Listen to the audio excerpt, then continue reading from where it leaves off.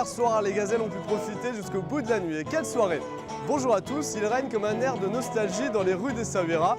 Le rallye Aïcha des gazelles est terminé, mais personne n'a envie d'enlever son gilet. Du coup, on en a profité pour rencontrer les gagnantes des catégories 4x4 et crossover.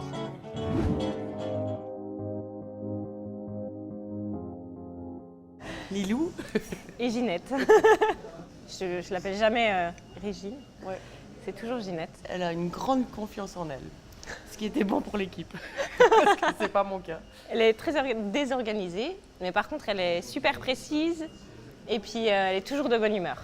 Bah, elle, c'est une folle. On a fait quelque chose sur les dunes. Elle a oublié quelquefois d'enlever le frein à main.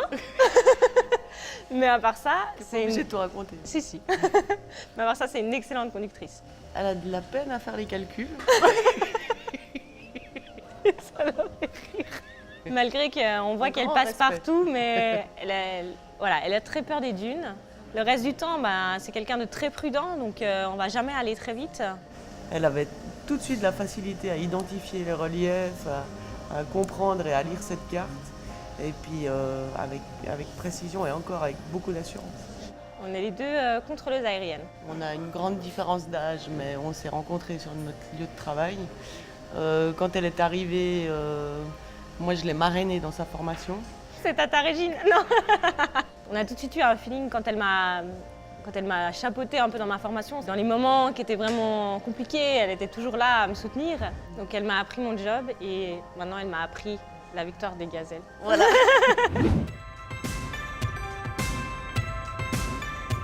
C'est un projet en fait que j'avais déjà depuis un petit moment. Je cherchais une coéquipière. Et soirée d'amis, il y avait Marjorie et on ne se connaissait pas du tout. Et Marjorie m'a dit, écoute, moi, ton histoire de rallye, ça m'intéresse.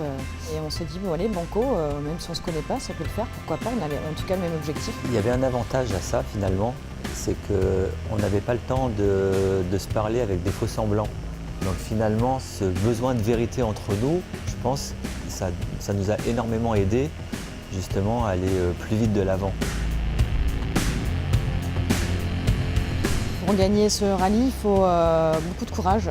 On ne se rend pas vraiment compte de ce qui peut se passer sur le terrain et c'est vrai que quand on le vit, on se rend compte que c'est pas si simple que ça. Il faut avoir la même exigence chaque jour, du matin jusqu'au soir. Et on n'a pas le droit de faiblir parce que dès qu'il y a une erreur, on le paye très très cher. À la base, j'étais venu faire la navigation avec des certitudes. Et la réalité fait que ces certitudes se sont écroulées. J'ai eu de très grosses difficultés avec la navigation. Du coup, Daphné a dû reprendre le relais. Elle a piloté, navigué, donc elle a eu un double rôle. Et pour elle, ça a été très éprouvant au départ.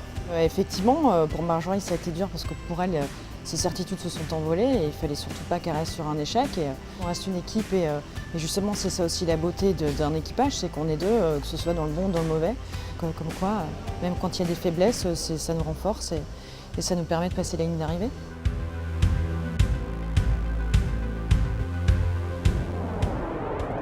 Et du coup, on en a profité pour donner rendez-vous à Dominique Serra. La créatrice et l'organisatrice du rallye Aïcha des gazelles est encore plongée dans l'édition 2017, mais pense déjà à l'avenir de l'événement.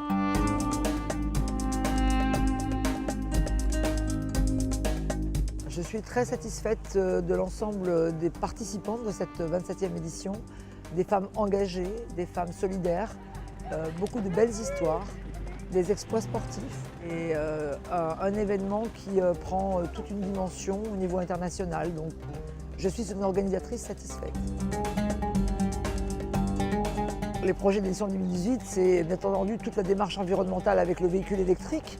Beaucoup d'autres participantes viennent, et de constructeurs peut-être au niveau automobile, viennent nous rejoindre sur cette expérience et sur cette catégorie.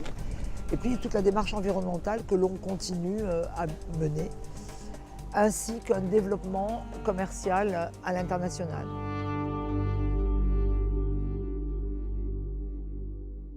L'agence organisatrice Mayenga propose également d'autres événements, toujours sans critères de vitesse. Le Cap Féminin Aventure au mois d'octobre, le Babel Raid au mois de février et le tout dernier de l'agence, le Gazelle & Men. C'est le même concept que le rallye Aïcha des gazelles, mais en version mixte.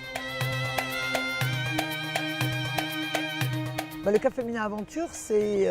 alors, Un événement moins engageant peut-être au niveau physique et au niveau sportif, c'est Roadbook, c'est sur la piste et c'est un événement solidaire puisque les participantes vont tous les soirs à la rencontre de la population marocaine avec des découvertes sur le Maroc. Alors le Bubble Raid s'adresse à des étudiants, s'adresse aussi à une population de parents qui ont envie de participer avec leurs enfants et avec tout ce que l'on peut imaginer de défis à relever pour les jeunes, donc beaucoup plus ludique, mais aussi intéressant en termes de navigation et de conduite. Et bientôt, au mois de novembre, du 4 au 11 novembre, le Gazelle & Men, c'est-à-dire la possibilité aux hommes de s'engager avec le même concept que le rallye ou faire un équipage mixte. Et je peux dire sans moquerie que c'est la première fois que dans l'histoire de l'automobile, qu'une épreuve de femmes conçue par des femmes sera mise en place pour des hommes.